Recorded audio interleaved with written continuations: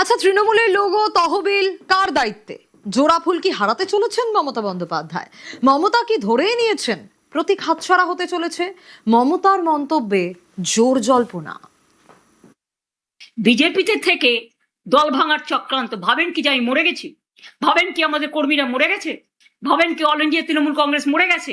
মনে রাখবেন, আপনার পক্ষে আছে বলে সরকার, আপনি তাকে দিয়ে নির্বাচন কমিশনের কাছে কমপ্লেন করিয়ে আপনি সিম্বল কেড়ে নিতে পারেন।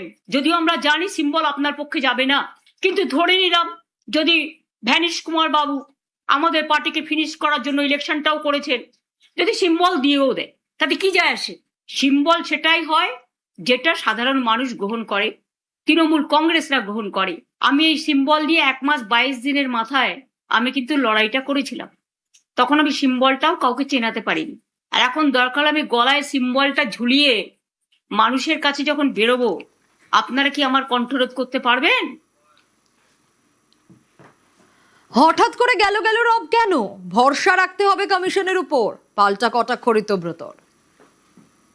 নির্বাচন কমিশন একটা অ্যাপেক্স বডি, প্রাতিষ্ঠানিক পোস্ট। মানে হঠাৎ করে ঠাকুর ঘরে কে আমি তো কলা খাইনি, হঠাৎ এগুলো বলতে হচ্ছে কেন? যে প্রতীকের কথা।